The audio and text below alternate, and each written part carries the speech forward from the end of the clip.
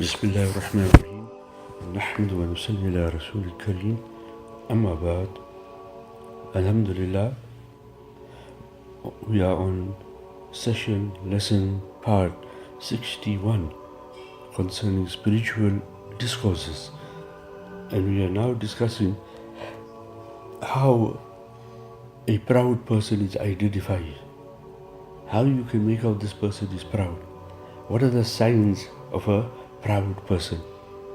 We have been mentioning that a proud person, you can make him out from his external, his conduct, conversation, signs, movements, actions. Like for example, a proud person does not want to walk alone. And a proud person does not want to meet others. And a proud person does not want to mix with the poor. He does not allow the poor to sit near him. And another sign of a proud person is that he saves himself from associating with the deceased and the ill and keeps away from them. This conduct is included within the ambit of pride. Once a man came to Nabi Akram sallallahu alaihi wasallam and he was attacked with smallpox.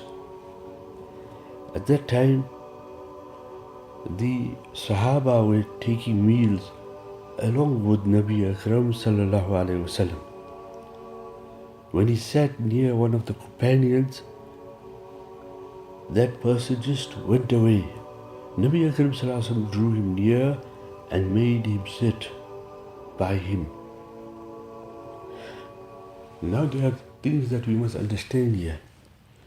That you should not purposefully, willfully stay away from a person who is sick, ailing, and who so-called got a ailment that you think it is contagious. Here the belief of contagious ailments come into action. Nabi Akram sallallahu alaihi wasallam has stated that there is no contagious disease. And once I attended 35 years ago a conference on leprosy, and there the doctors brought in one leper and told the students that touch this person. Most of the students did not want to touch, but the doctors themselves, to prove a point, were touching, examining that person. And they stated, see, there is no thing, naturally, this leper, his disease cannot come onto you. Then what about epidemics? The question may arise.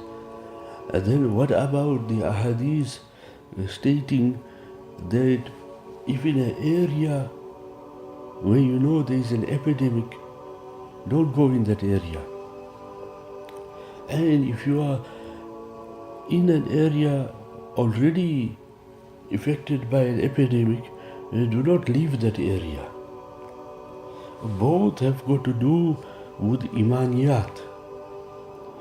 That a person who is out of that area, if his iman is not strong, then he mustn't go into an area where there is epidemic, because his feet may slip, his iman may be questioned, his heart may vibrate, he may go there and get involved, get contracted with that epidemic.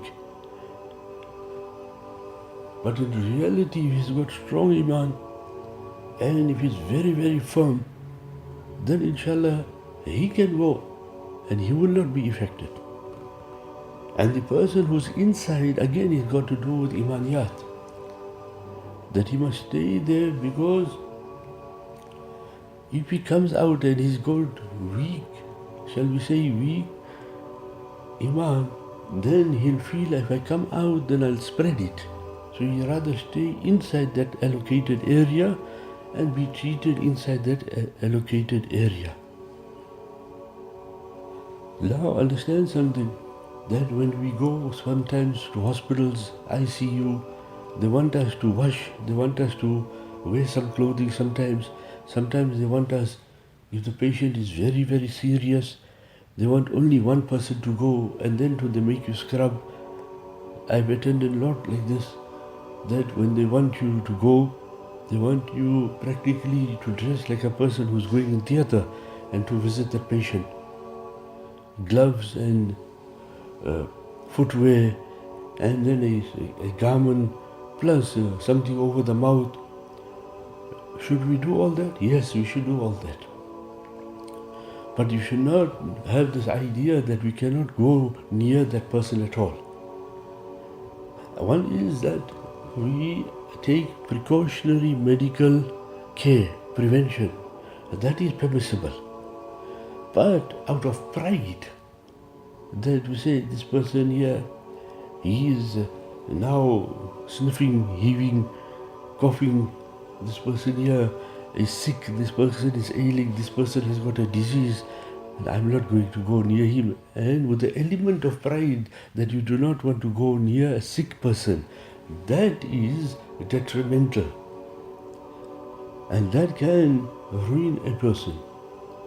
Also, people these days do not want to go to Mayyat houses. They say, no, we want to stay far from the dead. This also is not good. That is why, unfortunately, in many localities, you'll find there are no people there who can give ghusl to the Mayyat. And ghusl to the Mayyat is such a slow, easy procedure, it's unreal. When I was studying in Darul Deoband, I studied Tirmizi under Allama Mufti Sayyid Panampuri, who is the current Sheikh al-Hadith, Damat Barakatum. Then I was waiting for this section, Ghusl al-Mayyat, that how you give ghusl to the Mayyat. Because we are under the impression that this is a laborious procedure and such a tedious procedure. When Mufti Sahib started the lesson, he said this is so easy that if you just take a hose and hose down the person, put water in the mouth and the nostrils, the story is over. And then he went on to teach the whole section.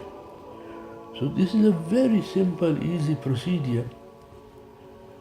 So many times that people phone and they say that, Mufti Sahib, can you describe to us, in our locality a death has occurred and those who are giving ghusl are not here, they're gone for holiday, and now what must we do? So over the phone now you have to tell them what to do, how to give ghusl to Mayyat. Now, why? Because we are not learning. They should have classes in every locality for males and females. Those who are giving ghusl, males, they should teach others, and especially of all ages, that they should learn how to give ghusl to the Mayyat. And the females also, they should have classes and teach the females how to give ghusl. And also in the classes, naturally, you're going to teach how to put the kafan on, how to cut the kafan, how to measure. All those things should be taught. The whole idea is that all these things will remove pride. Generally, you will find, alhamdulillah, those that are involved in ghusl al-mayyat, they do not have pride because they are in contact with death and dead people. They know the reality of death and they have understood that we are going to go there. So the sign of pride is a person, just like a person does not want to sit amongst the poor, weak, feeble, a person develops in his heart, no, that I must not sit near a person who is sick and ailing, and I must not sit near a person who is about to die. Now, sometimes what happens that a person Also, when he becomes sick, then it becomes weak, becomes feeble, becomes senile, it becomes irritable, becomes edgy. And then for that few minutes, we should sit. And when we are visiting, we should bear the difficulties. Sometimes what happens, you go and visit a person, then that person, he's out of control. Because of the ailment and sickness, he blurts out a lot of things and becomes angry, and he says weird things. And maybe he starts shouting and screaming, and maybe he makes some unsavory remarks, crude remarks, and he may even shout you. We should bear all this. And we should be patient, and we should think about how the caretakers of that person who are there all the time with that person, how they are managing. And wallah, that those who are tending to the weak and the feeble, they are out like in jihad. And those that are tending to children who are incapacitated in any way, they are out in jihad. They will see the reward if they have done their actions with sincerity and pleasing Allah subhanahu wa ta'ala. They will see their reward when they go out from this world. Because to tend to the disabled, incapacitated, the mentally challenged, it's not an easy task. In fact, it is very, very difficult, demanding patience. And it removes pride from a person. Why? Because when you come to know the downs of another person, and when you appreciate via that how Allah has blessed oneself, then alhamdulillah, you can demolish pride. Once I was taken to a place where there were children, Muslim children, and they were mentally challenged. So I went there, they wanted some advice. I went, and the Maulana was teaching them kalima, La ilaha illallah, Muhammadur Rasulullah. And the Maulana is repeating, the children are repeating. And then when we spoke, I asked him that, what is the result of this? He said, Mufti Sahib, every day they come, every day I teach them. And every day they forget. I teach them 2 hours. Every day they come, I teach them. And they haven't progressed. At that time when we were having this discussion, they were playing football outside. So I told them, they like to play football. I said, yeah, they like to play football. So I said, let them play football. Let them do what they like to do best. As long as it is not un-Islamic, let them. If they like to take the crayon and like to play on the paper and scratch and make circles and rectangles and color it, let them do that. Because they are not mukallaf, but they are not responsible, they are not duty bound. They are going to Araf. Eventually they'll go to Jannah, inshallah. So when Allah subhanahu wa ta'ala has not made them accountable, why must we put pressure? Because they are mentally challenged, so make it easy and comfortable for them. But credit goes to those who are caring for them, caring for the disabled, the incapacitated, the handicapped, and the mentally challenged, and they are sitting with them all the time. So if we also want to remove pride, we should also frequent, visit the ailing and the sick, visit at times the mentally challenged, so that we can also realize how much of boons and favors, how much of ni'mah Allah subhanahu wa ta'ala has given us.